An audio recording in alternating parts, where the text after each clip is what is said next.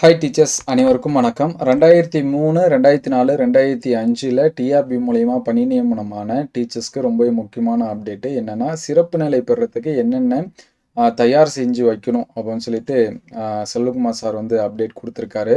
So அவருக்கு வந்து நன்றிகள தெரிவிச்சுக்குவோம். So இதில என்னென்ன சொல்லியிருக்காங்க, என்னென்ன நம்ம வந்து ரெடி பண்ணி வைக்கணும் அப்படிங்கிறத டீட்டெயில்டா பார்ப்போம்.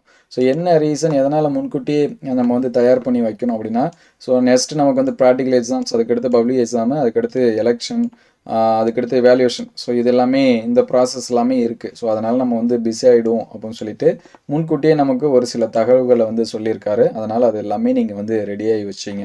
ஸோ குறிப்பா பார்த்தீங்கன்னா, 1/6/2006 சிறப்பு நிலை பெறவுள்ள 2003, 4, 2005 டிஆர்பில நியமனமான 1/6/2026ல பணி முறை செய்யப்பட்ட ஆசிரியர்களின் கவனத்திற்கு அப்படின்னு சொல்லிட்டு, இன்னும் நமக்கு வந்து 3 1/2 மாசம் தான் இருக்கு சிறப்பு நிலை பெறதுக்கு.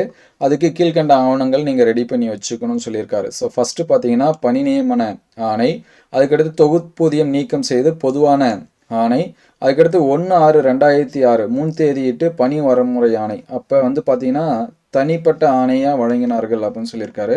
அதுக்கடுத்து தகுதிகாண் பருவம் நிறைவு ஆணை, அதுக்கடுத்து 1/6/2016 தேர்வு நிலை பெற்ற ஆணை. இவை அனைத்தும் பணிப்பதிவேட்டில் பதிவு செய்யப்பட்டுள்ளது அப்படிங்கிறத உறுதி செஞ்சு கொள்ளுங்க அப்படின்னு சொல்லியிருக்காரு. இதில் எதனாச்சும் நீங்கள் வந்து பண்ணாமல் இருந்தீங்கன்னா அதை வந்து உடனே பண்ணிடுங்கன்னு சொல்லியிருக்காரு. ஸோ பணிப்பதிவேட்டில் பதிவு உள்ள பக்க நகல்கள் தேவைப்படும். நம்ம என்னென்ன ரெஜிஸ்டர் பண்ணியிருக்கோமோ அது எல்லாமே நம்ம வந்து பண்ணணும். ஜெராக்ஸ் போடுற மாதிரி இருக்கும். இது தவிர பார்த்தீங்கன்னா நம்ம வந்து எஸ்எஸ்எல்சி, அதுக்கடுத்து HSC, UG, PG, BEd, DTEd. So இதை வந்து முடிச்சிருந்தோம் அப்படின்னா அதுக்கான உண்மைத்தன்மை நகல் சரிங்களா. அது வந்து பார்த்தீங்கன்னா எஸ்ஆரில் என்ட்ரி போட்ட டீட்டெயில்ஸ் இது எல்லாமே தேவை. அதுக்கடுத்து 1/6/2026க்கு இப்போதே பதிவு செய்வதன் நோக்கம் என்ன அப்படின்னு சொல்லி பார்த்தீங்கன்னா, உண்மைத்தன்மை நம்ம வந்து வாங்காமல் இருந்தோம் அப்படின்னா இப்போயே ஹெச்எம்ஸ்கிட்ட சொல்லி நம்ம வந்து விண்ணப்பிச்சுக்கலாம்னு சொல்லியிருக்காங்க. அதே மாதிரி 10th, 12th, UG, PG, BEd, DTEd. So other ஸ்டேட்டில் படிச்சு இருந்தீங்க அப்படின்னா அவங்களுக்கு வந்து எவல்யூஷன், அதாவது மதிப்பீடு செய்யப்பட வேண்டும் அப்படின்னு சொல்லியிருக்காங்க. ஸோ அதே போல் பார்த்தீங்கன்னா உண்மைத்தன்மை எவல்யூஷன் ஏற்கனவே வாங்கியிருந்து பணிப்பதிவேட்டில் பதிவு எனில் போதும் அப்படின்னு சொல்லியிருக்காங்க. தற்போது மீண்டும் வாங்க தேவையில்லை. ஸோ ஏற்கனவே இது எல்லாமே அப்டேட்டில் இருந்துச்சு அப்படின்னா அதெல்லாமே ஓகேன்னு சொல்லியிருக்காங்க.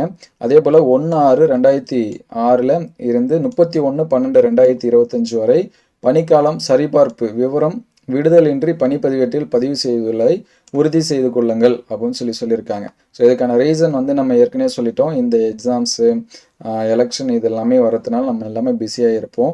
அதனால் எல்லாமே முன்கூட்டியே ரெடி பண்ணி வச்சுக்கன்னு சார் சொல்லியிருக்காங்க. ஒன்ஸ் அகைன் செல்வகுமார் சாருக்கு நம்ம வந்து தேங்க்ஸ் சொல்லிக்கிறோம். ஸோ இது ஏதேனும் டாக்குமெண்ட்ரி என்ட்ரி இல்லாமல் இருந்துச்சுன்னா அதை பெற போதுமான கால அவகாசம் இப்போது இருக்குது.